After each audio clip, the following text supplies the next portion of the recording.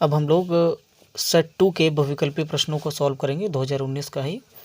तो सेट 2 का पहला प्रश्न कहता है कि एक 5 सेंटीमीटर त्रिज्या वाले धातु के खोखले गोलीय सतह को इस प्रकार आवेशित किया जाता है कि इसके तल पर 10 वोल्ट का विभव हो, तो केंद्र पर विभव ज्ञात कीजिए। देखो यहाँ पर एक बात समझो, इसमें इन्होंने दे दिया है कि आपके पास एक खोखला जो है गोलीय कोई है पार्ट जिसकी त्रिज्या कितनी है 5 सेंटीमीटर, ठीक है। और इस पर जो है यहाँ किनारे किनारे तल पर 10 वोल्ट का विभव आरोपित किया जा रहा है, तो इसके केंद्र पर कितना लगेगा। तो देखो ऐसी अवस्था में क्या होता है, जैसे तल पर जितना होता है ना उतना ही केंद्र पर भी होता है, तो केंद्र पर भी कितना होगा 10 वोल्ट, ठीक है। यानी कि इस क्वेश्चन में ऑप्शन नंबर फर्स्ट क्या है, राइट आंसर है, ठीक है। इसके बाद में देखते हैं अगला क्वेश्चन। एक 24 ओम प्रतिरोध वाले तार को एक समबाहु त्रिभुज के रूप में मोड़ा जाता है, किन्हीं दो किनारों के बीच प्रभावी प्रतिरोध है। तो हमें किन्हीं दो किनारों के बीच प्रभावी प्रतिरोध निकालना है, ठीक है। तो इसके लिए हमें काम करते हैं कि सबसे पहले लगा लेते हैं इनको, जैसे कि ये हो गया एक प्रतिरोध और ये हो गया दूसरा प्रतिरोध, ये हो गया तीसरा प्रतिरोध, ठीक है। ये एक समबाहु त्रिभुज के रूप में लगाना है आपको, ओके। तो अगर आप देखोगे तो ये समबाहु त्रिभुज के रूप में ही हो गए तीनों, ये समबाहु त्रिभुज हो गया कि नहीं, ऐसे आप करोगे तो समबाहु त्रिभुज बन जाएगा, ठीक है। तो ये हो गया 8, 24 में बांटना है ना, 8 और ये 8, ठीक है। तो ये हो गया टोटल 24, 8 त्रिका 24। अब आपको इसका निकालना है जो है क्या निकालना है, इसका प्रभावी प्रतिरोध निकालना है। तो उसके लिए काम करते हैं, सबसे पहले इनको ऐड कर लेते हैं। तो R1 बराबर आ जाएगा 8 + 8, वैसे निकलो R1 + R2, ठीक है।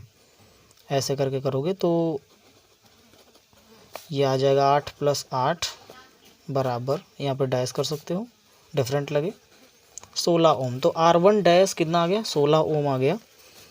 R2 कितना दिया है 8 ओम, ठीक है।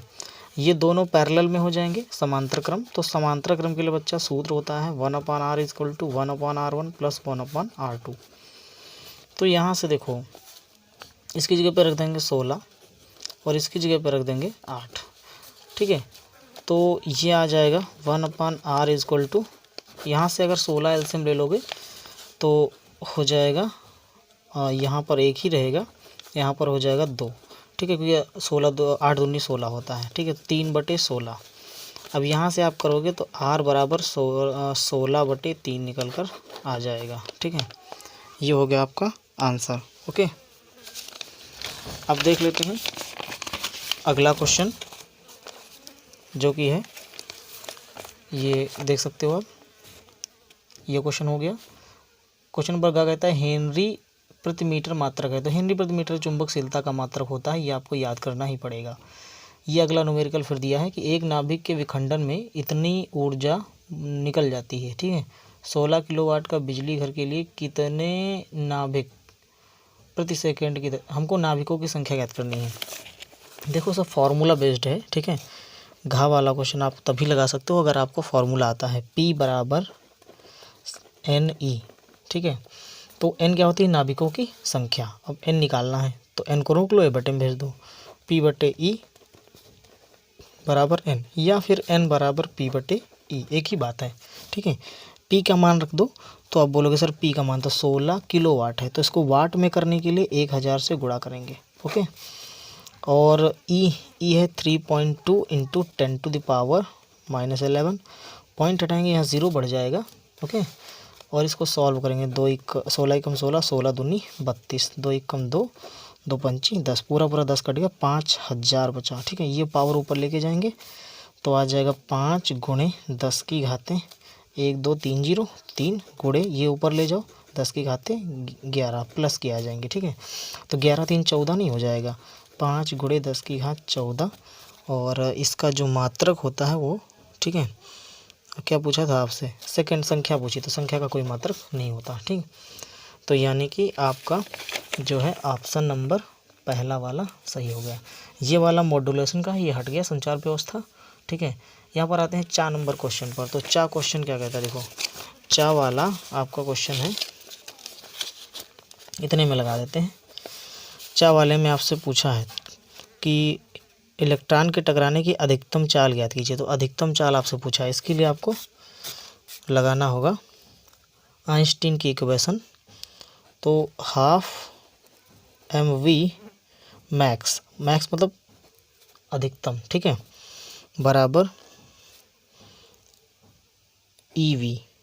अब यहाँ से देखो ये हो जाएगा v मैक्स स्क्वायर, ये वेलोसिटी है, बराबर ये बटे में है तो गुणे में चला जाएगा 2ev, और ये गुणे में है तो बटे में आ जाएगा अपॉन m।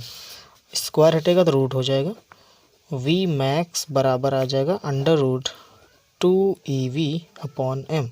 कहने का तात्पर्य ये है कि ये जो भाई साहब हैं v मैक्स इन्हीं को पूछ रहा था अधिकतम।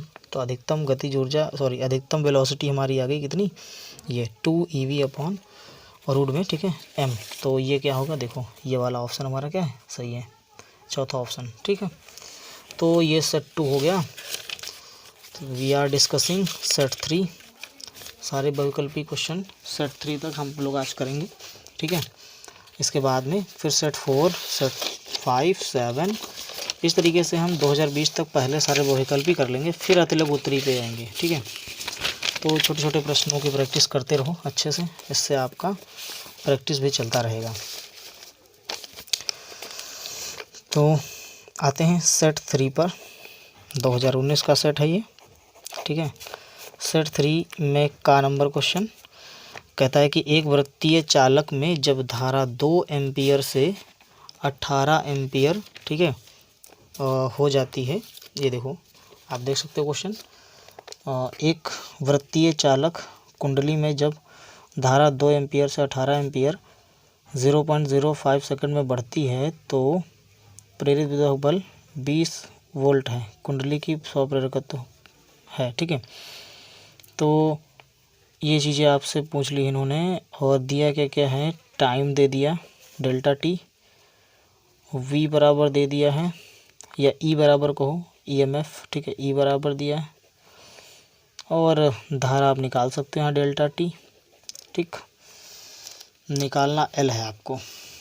ठीक है, तो चलो L निकालते हैं। फॉर्मूला होता है E is equal to L into delta I upon delta t. तो यहाँ से L का मान निकालोगे तो L इज इक्वल टू आ जाएगा इसका multiply E into delta t upon delta I. ठीक है, तो यहाँ से E की वैल्यू दी है 20 गुणे डेल्टा टी का मान है 0.05 अपॉन डेल्टा आई निकालना हुआ तो 16 माइनस 2 कर दो, 18 माइनस 2। ठीक है, तो 18 माइनस 2 करोगे तो कितना बचेगा, 16 बचेगा, 16 आ गया।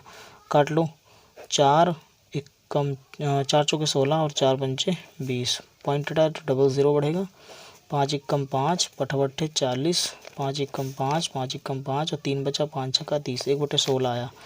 L बराबर 1/16 आ गया। ठीक है, तो ये जो आएगा ये हेनरी में आएगा। इसको मतलब कि मिली हेनरी में करने के लिए क्या करना होगा, 1 हेनरी में 1000 मिली हेनरी होते हैं, तो मिली हेनरी में 1000 से गुणा कराएंगे तो ये बदल जाएगा मिली हेनरी में। ठीक है, अब काट लो, तो ये कटेगा 16 छंग 96, 100 कटेगा पूरा, बचा 40। ठीक है, तो 16 दूनी 32, फिर बचा 8, 16 पंचे 80, तो L बराबर आएगा 62.5 मिली हेनरी। ओके, देखते हैं है ऑप्शन में, जी हाँ, क्वेश्चन नंबर में ये जो ऑप्शन नंबर फर्स्ट है ये राइट है। आते हैं इस खा वाले क्वेश्चन पे, बहुत इंपॉर्टेंट क्वेश्चन है, ये बहुत ज़्यादा एग्जाम में पूछा जाता है, इसकी अच्छे से प्रैक्टिस कर लीजिएगा। Mu naught epsilon naught to the power -1/2 का मान ज्ञात कीजिए। ठीक है, तो इसके लिए क्या करेंगे, देखो आपको पूछा है खा में कि mu naught epsilon naught to the power -1/2 का मान ज्ञात कीजिए। ठीक है, तो इसको थोड़ा सा सॉल्व कर लो, मतलब जैसे कि इसको 1 अपॉन में ले आओ, क्योंकि माइनस में पावर है तो अपॉन में जाएगा तो प्लस में हो जाएगा। ओके, तो पावर हो गई 1/2। ओके, चाहो जैसे रूट बना सकते हो, लेकिन कोई इफेक्ट नहीं पड़ता। यहाँ पर वैल्यू रखेंगे। एक बात सुनो, इसकी वैल्यू रखोगे कैसे? देखो आपने पढ़ा था, यहाँ पर मैं बताता हूँ, आपने पढ़ा है कि जो है यहाँ पर देखिए μ0/4π इक्वल टू होता है 10⁻⁻7। 4π को उधर दे दो, μ0 इक्वल टू 4π इंटू 10⁻7 हो गया। ओके, माइनस का। अब इसके बाद में एप्सिलॉन नॉट की वैल्यू चाहिए, तो बोलोगे सर एप्सिलॉन नॉट की वैल्यू क्या होती है? तो 1/4π एप्सिलॉन नॉट इक्वल टू 9 × 10⁹ याद करो, आता है कि नहीं प्लस का। तो यहाँ से आप बोलोगे एप्सिलॉन नॉट की वैल्यू निकाल दीजिए सर, तो कैसे निकालेंगे? पहले तो काम करो कि पूरा पोर्शन जो है पलट लो, तो आ जाएगा 4π एप्सिलॉन नॉट। इसको भी पलट लो तो 1 ऊपर चला जाएगा, 9 × 10⁹ यहाँ से 4π को इनको दे दो, एप्सिलॉन नॉट की वैल्यू आ जाएगी 4π × 9 × 10⁻9। ओके, तो ये जो आया ये किसकी वैल्यू है? एप्सिलॉन नॉट की। दोनों की वैल्यू यहाँ पुट करेंगे। इसकी जगह पे μ0 की वैल्यू रखेंगे 4π × 10⁻⁻7 और एप्सिलॉन नॉट की वैल्यू रखेंगे 1/4π × 9 × 10⁻9। ठीक है, क्या है 4π से 4π कट गया, 1 ये 7 जो है माइनस में है, नीचे ले आओ प्लस में हो जाएगी 9 × 10⁻7 प्लस में 7 हो गई, 9 7 कितना होता है? 16 होता है। 1/9 × 10⁻16। इन सब की पावर चल रही थी 1/2। यहाँ भी 1/2 लिखना भूल गया, यहाँ भी 1/2, ऊपर नहीं सिर्फ इतने में ही। तो 1/1 ठीक है, 3 × 10⁸ ठीक है, और इसकी भी पावर क्या थी? 1/2, तो 1/2 मल्टीप्लाई में आ जाएगा, 2 से 2 कट गया। समझ में आई बात? ये पावर ऊपर चली, ये पूरा गिनती ऊपर चला जाएगा, थर्ड नंबर की चीज़ ऊपर चली जाती है ना, मीटर/सेकंड। ये हमारा क्या हो गया? आंसर हो गया। ठीक, चेक कर लेते हैं। तो ये वाला सही होगा। ठीक है, और यही हमारी क्या होती है? निर्वात में प्रकाश की चाल भी होती है। ठीक है, 3 × 10⁸ मीटर/सेकंड जो होती है, ये हमारी प्रकाश की चाल भी होती है, निर्वात में प्रकाश की चाल। तो नेक्स्ट क्वेश्चन, किसी तार का वैद्युत प्रतिरोध 500 ओम है, इसकी वैद्युत चालकता होगी। देखो वैद्युत चालकता जो होती है वो प्रतिरोध की उल्टा होती है, अपोजिट होती है। ठीक है, यानी कि ये होता है फॉर्मूला C = 1/R। तो यहाँ पर R का मान रख दो 500 और इसे सॉल्व कर लो तो क्या आ जाएगा? देखो सबसे पहले पॉइंट लगाएंगे, एक 0 बढ़ाएंगे, फिर एक 0 बढ़ाएंगे, फिर एक 0 बढ़ाएंगे, फिर एक 0 बढ़ाएंगे, फिर यहाँ एक 0 बढ़ाएंगे, 5 × 5 5 दूनी 10, यहाँ 2 लिख देंगे। ठीक है, तो C = कितना आ गया? C = आ गया 0.002 और इसका मात्रक ओम होता है तो इसका हो जाएगा ओम इनवर्स। ठीक है ऑप्शन में? जी हाँ, ऑप्शन नंबर ये वाला सही है। ठीक है, गा का लास्ट वाला चेक कर लेते हैं, अगर कन्फ्यूजन हो तुरंत चेक कर लें। ठीक है, देखो गा का लास्ट वाला राइट आंसर है। ओके ठीक, चलिए अब देखते हैं क्वेश्चन नंबर घ। रेडियो एक्टिव पदार्थ से उत्सर्जित नहीं होता है। तो देखो रेडियो एक्टिव पदार्थ में अल्फा कण, बीटा कण, गामा कण तीनों ही उत्सर्जित होते हैं, किंतु और कुछ मात्रा में इलेक्ट्रॉन्स भी, बट प्रोटॉन उत्सर्जित नहीं होता। ठीक है, रेडियो एक्टिव पदार्थों में रेडियो एक्टिव की जो क्रिया होती है, रेडियो एक्टिविटी जो होती है, उसमें से 3 प्रकार की कणें निकलती हैं, अल्फा बीटा गामा, लेकिन ये प्रोटॉन नहीं निकलते, ये कण होते हैं। ठीक है, ये नहीं निकलते, तो ये हमारा राइट आंसर हो जाएगा। चलिए अब देखते हैं क्वेश्चन नंबर अंगा कि निम्नलिखित कण एक ही वेग से गतिमान है, अधिकतम दी ब्रोगली तरंगदैर्घ्य वाला कण है। तो अधिकतम दी ब्रोगली तरंगदैर्घ्य वाला जो कण होगा वो कौन होगा, ये हमको यहाँ पर क्या करना है, निकाल कर बताना है। तो इसके लिए आप चाहें तो आइंस्टीन इक्वेशन यूज़ कर सकते हैं। ठीक है, आइंस्टीन इक्वेशन नहीं यूज़ करेंगे। यहाँ पर एक संबंध होता है ये वाला, lambda is equal to h upon p, ठीक है। यहाँ से एच जो है आपका वो नियत होता है, कांस्टेंट, प्लांक नियतांक, ठीक है।